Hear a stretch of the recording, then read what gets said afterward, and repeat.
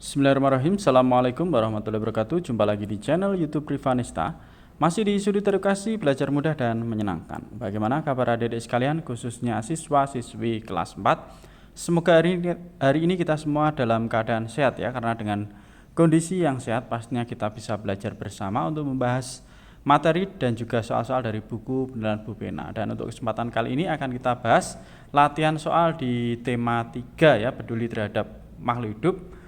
Subtema 1 ya, karena di channel ini untuk yang matematika memang tidak kita bahas, dan karena banyak yang tanya akan kita bahas ya sekalian untuk di latihan soal yang ada matematikanya. Oke, langsung saja kita ke latihan soal subtema 1 di tema 3 ya. Ini halaman 166 ya. Jadi di sini nanti sekalian matematikanya akan saya bahas.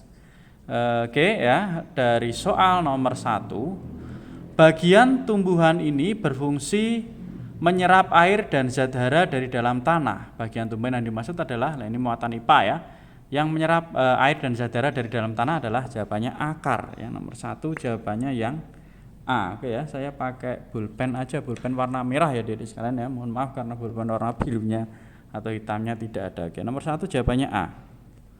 Lanjut ke soal nomor 2. Berikut yang bukan fungsi batang adalah jawaban yang paling tepat adalah yang bukan fungsi batang, yang C ya, menyerap air dan zat hara. Kalau menyerap air dan zat hara itu adalah fungsi dari akar. Lanjut ke soal nomor 3 ya. Ini KD-nya beda ya, 3.8 kalau tadi 3.1. Masuknya gajah ke pemukiman penduduk untuk mencari makanan dikarenakan, oke di sini udah saya tuliskan ya. Jadi masuknya gajah ke pemukiman penduduk itu dikarenakan apa? Oke ya, jawabannya adalah ini ya, nomor 3, dikarenakan hilangnya habitat dan sumber makanan bagi gajah. Itu ya untuk nomor 3 jawabannya. Lanjut ke soal nomor 4. Oke, saya buat lebih dekat ya adik-adik mungkin ya, biar lebih jelas. Nomor 4, lahan pertanian yang berubah menjadi pemukiman penduduk dapat mengakibatkan, nomor 4 ini jawabannya. Dapat mengakibatkan, terlalu dekat ya. Dapat mengakibatkan berkurangnya sumber makanan, sumber air tanah, dan lingkungan menjadi panas. Itu ya untuk soal nomor 4. Lanjut ke soal nomor 5. Gambar di samping merupakan satwa langka dari Indonesia. Menurutmu apa yang menyebabkan terancamnya satwa tersebut? Nah, ini ada gambar gorila ya adik-adik ya. Ini terancam ya, ini termasuk satwa langka. Nah, penyebabnya apa? Di sini udah saya tuliskan ya. Jadi berkurangnya hutan akibat penebangan dan pembukaan lahan, sehingga habitat dan sumber makanan bagi hewan tersebut hilang. Itu untuk nomor 5. Kita lanjut ke muatan pelajaran berikutnya, ada muatan pelajaran IPS. Ya. Nomor 1. Dataran rendah merupakan daerah dengan permukaan bumi yang tingginya titik-titik di atas permukaan laut ya. Kalau dataran rendah itu adalah antara 0 sampai 200 ya, itu dataran rendah. Nomor 1 jawabannya yang B. Nomor 2, daerah yang berada di tepi laut dan berpasir dinamakan pantai. Nomor 2 jawabannya C ya. Jadi pantai, kemudian dataran rendah, dataran tinggi ya urut-urutannya. Nomor 3, sumber daya alam yang dapat dimanfaatkan pada gambar tersebut adalah, ini adalah gambar pantai atau gambar laut ya. Kira-kira sumber daya alam yang dapat dimanfaatkan apa saja? Oke ya, di sini ya. Jadi sumber daya alam yang dapat dimanfaatkan ada air laut ya, kemudian sinar matahari, pasir, hewan laut, tumbuhan laut, alga ya, alga itu ganggang, mau bilang ganggang malah jadinya galga ya. Ganggang atau alga, dan tanaman kelapa. Itu untuk nomor 3. Lanjut ke nomor 4. Lengkapilah tabel berikut ya. Ini ada dataran rendah dan dataran tinggi ya, ciri-cirinya, kemudian sumber daya alamnya apa, manfaat, dan mata pencarian sebagian besar penduduknya apa. Oke, di sini juga sudah ada ya adik-adik sekalian. Nah, mulai dari dataran rendah, ciri-cirinya ya. Daratan pada ketinggian 0 sampai 200 meter di atas permukaan laut, itu kalau dataran rendah. Kalau dataran tinggi ini ada juga di materi ya. Daratan pada ketinggian 200 sampai 600 meter di atas permukaan laut bersuhu rendah atau dingin, itu kalau dataran dataran tinggi ya. Kemudian sumber daya alam. Di dataran rendah itu ada tanah, tanaman khas dataran rendah, ada jagung, padi, sayur mayur, pisang, jeruk, dan mangga. Kemudian ada hewan ternak, bahan tambang, sinar matahari, dan juga air. Sedangkan untuk dataran tinggi, sumber daya alamnya ada tanah. Kemudian tanaman khas dataran tinggi itu ada teh, stroberi, talas, kentang, dan ubi. Kemudian ada hewan ternak, bahan tambang, dan juga sinar matahari serta air. Itu ya sumber daya alamnya. Kemudian manfaatnya untuk dataran rendah itu untuk peternakan, pertanian, tempat wisata, dan industri. Sedangkan dataran tinggi biasanya sama ya untuk peternakan, pertanian. Nah ini yang membedakan perkebunan. Biasanya di dataran tinggi ada kebun teh, ya, kebun kopi. Kemudian tempat wisata dan juga industri. Sedangkan mata pencaharian sebagian besar penduduknya di dataran rendah itu ada peternak, pedagang, buruh pabrik, pemandu wisata, dan petani. Sedangkan di dataran tinggi ya, mata pencaharian sebagian besar penduduknya ada peternak, pedagang, buruh pabrik, pekebun, pemandu wisata, dan juga petani. Itu ya. Nah, sekarang kita ke nomor 5. Mengapa tanaman padi banyak dibudidayakan di dataran rendah dan tempat terbuka ya? Jadi apa alasan padi itu banyak dibudidayakan di dataran rendah dan tempat terbuka? Nah, alasannya ini ya Dedek sekalian ya. Jadi karena tanaman padi sangat cocok tumbuh di daerah yang suhunya lebih hangat dari dataran tinggi. Selain itu, tanaman padi juga membutuhkan sinar matahari yang lebih banyak. Ya, itu untuk nomor 5. Oke, kita lanjut ke muatan pelajaran berikutnya, ada bahasa Indonesia. Kegiatan tanya jawab antara pewawancara dan narasumber untuk memperoleh informasi tertentu disebut jawabannya adalah wawancara. Nomor 2, perhatikan dialog wawancara berikut. Ya, ini ada pewawancara ya, bertanya, kemudian narasumbernya menjawab. Saya menemukan dompet terjatuh tersebut di Jalan Angsa nomor 5. Kalimat tanya yang tepat untuk jawaban di atas adalah jawabannya yang B ya, karena ada nama tempat berarti pasti di mana ya, yang B. Di mana Bapak menemukan dompet tersebut? Ya, jawabannya yang B. Lanjut ke nomor 3, kata tanya yang tepat untuk mengetahui waktu terjadinya suatu peristiwa. Nah, berarti waktu, berarti kata tanyanya yaitu kapan ya. Maaf, ini saya tulisnya pakai pulpen merah ya. Kapan. Nah, ini ya. Jadi nomor 3 jawabannya adalah kapan. Nomor 4, perhatikan gambar berikut untuk menjawab soal nomor 4 dan 5.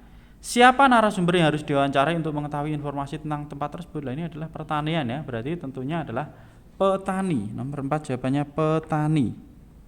Saya tuliskan di sini petani ya. Oke, kemudian nomor 5. Buatlah kalimat tanya untuk narasumber berkaitan dengan gambar tersebut. Nah, kita buat kalimat tanya ya. Nih untuk yang nomor 5 ya. Nomor 4 juga ada, tadi nomor 3 kapan, 4 petani. Nah, kemudian nomor 5 jawaban bisa kalimat tanya ya. Siapa, bagaimana, di mana, kapan, atau apa lah ini. Kalimat tanyanya contohnya, bagaimana cara membuat lahan sawah seperti tangga-tangga tersebut? Nah, itu ya, ini contoh kalimat tanyanya. Boleh adik-adik menggunakan kalimat tanya yang lain, ini hanya contoh ya. Oke, itu untuk muatan bahasa Indonesia. Sekarang kita ke muatan PPKN. Nomor 1, sebelum menuntut hak kita harus melaksanakan, jawabannya B, kewajiban. Kemudian perhatikan gambar berikut untuk menjawab soal nomor 2 dan 3. Tindakan yang dilakukan anak tersebut termasuk, lah ini dia sedang menyapu ya, membersihkan daun-daunan yang jatuh, berarti melaksanakan kewajiban yang A. Nomor 3, tuliskan hak yang dapat diperoleh anak tersebut setelah melakukan kegiatan pada gambar. Oke, nomor 3 jawabannya di sini adik-adik, yaitu menikmati lingkungan yang bersih dan nyaman. Bahaya banjir dapat terhindari ya, karena sampah-sampahnya tadi sudah dibersihkan. Nah, jadi lingkungan jadi bersih, nyaman, dan terhindar dari banjir ya, karena kalau banyak sampah nanti bisa menutup saluran air yang bisa mengakibatkan banjir. Lanjut ke nomor 4. Udin dan ayah menanam tanaman di halaman rumah. Tindakan tersebut menunjukkan kepedulian mereka terhadap, oke, jawabannya adalah lingkungan sekitar. Nomor 5, mengapa kita harus melaksanakan kewajiban sebelum menuntut hak? Ya, nomor 5 jawabannya, karena jika kita ingin menikmati sesuatu seperti lingkungan bersih dan nyaman, kita harus terlebih dahulu melaksanakan kewajiban dengan menjaga lingkungan agar tetap bersih dan terawat. Antara kewajiban dan hak harus seimbang. Jangan sampai kita hanya selalu menuntut hak saja, tetapi kewajiban kita tinggalkan. Itu adik-adik sekalian ya, nomor 5. Selanjutnya kita ke muatan pelajaran matematika ya, KD 3.3. Oke.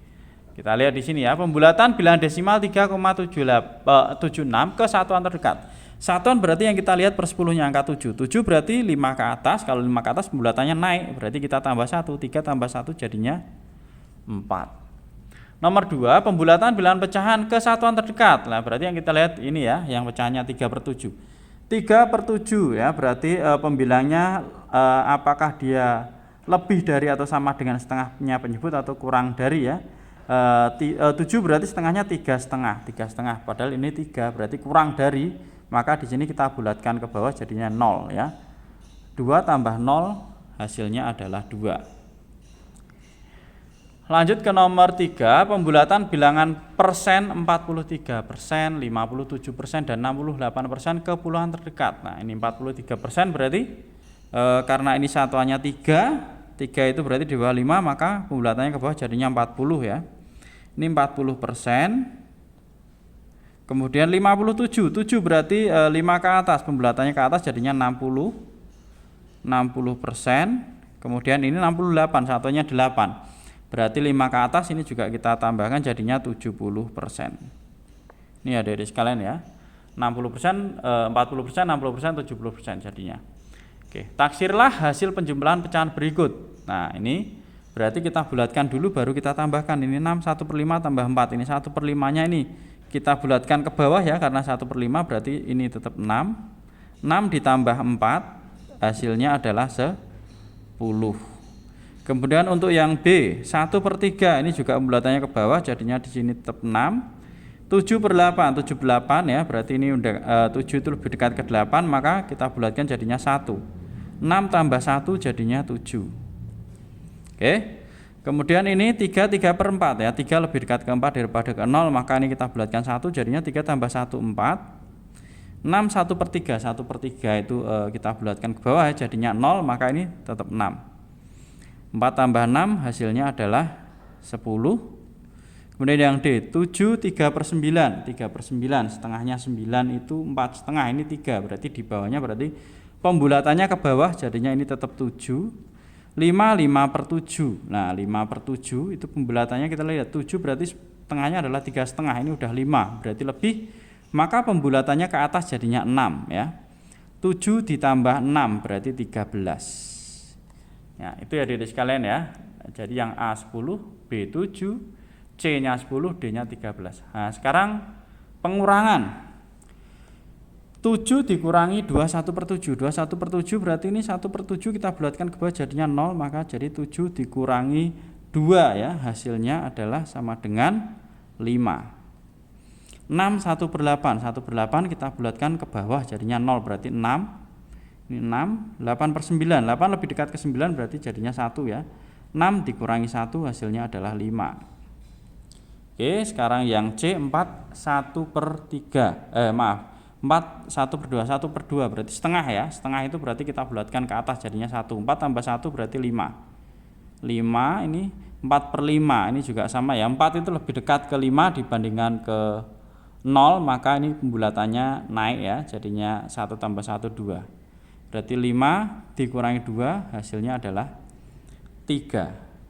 Kemudian yang D 13 9/8. 9/8 pembulatannya, nah ini lebih besar ini adik-adik sekalian ya.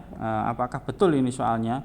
Ini harusnya kalau 13 9/8. Nah, kalau pembilangnya itu udah lebih besar aja, ini udah jadi bilangan bulat ya.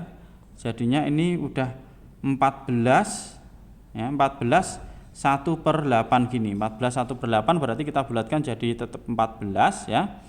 7 8/9. Nah, harusnya gini pembilangnya harus lebih kecil dibandingkan penyebutnya ya. Ini enggak tahu ini salah soal apa gimana ya. Ini kalau kita buat jadinya 14 1/8 ya, berarti kita bulatkan jadi 14. Ini 7 8/9. Nah, 8/9 berarti bulatannya naik ya, jadinya 8 ya. 14 dikurangi 8 ya, hasilnya berapa? Hasilnya adalah 6. Itu adik-adik sekalian ya. Jadi nomor 1 jawabannya 5, yang A 5, B 5, C 3, D 6. Ini yang D ini soalnya ini enggak tahu ya nanti kebijakan guru ya, karena enggak ada bentuk pecahan seperti ini tuh ya. Oke, sekarang kita ke muatan pelajaran terakhir SBDP.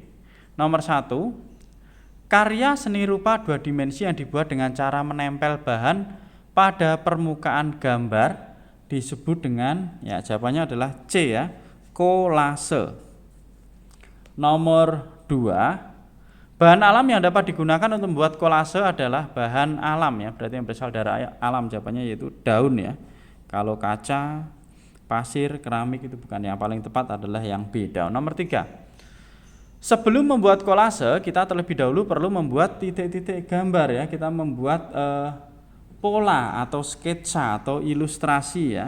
Kita membuat sketsa ya, saya tulis saja sketsa itu ya Dede ya, atau ilustrasi.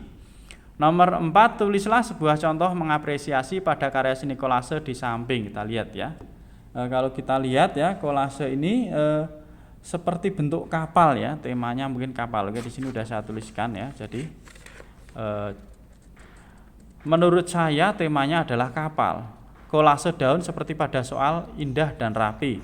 Penataannya juga sudah sesuai dengan temanya. Nah ini ya adik-adik sekalian ya, misalnya untuk mengapresiasinya ya. Jadi kolase daun seperti pada soal indah dan rapi. Penataannya sudah sesuai dengan temanya ya. Ini contoh mengapresiasi ya, kolase. Itu adik-adik sekalian ya, untuk tema 3 subtema 1 atau latihan soal subtema 1 ya sudah kita bahas ya. Untuk pembahasan soal berikutnya tetap ikuti terus di channel Rifanista. Terima kasih sudah belajar bersama. Semoga bermanfaat dan saya akhiri. Assalamualaikum warahmatullahi wabarakatuh.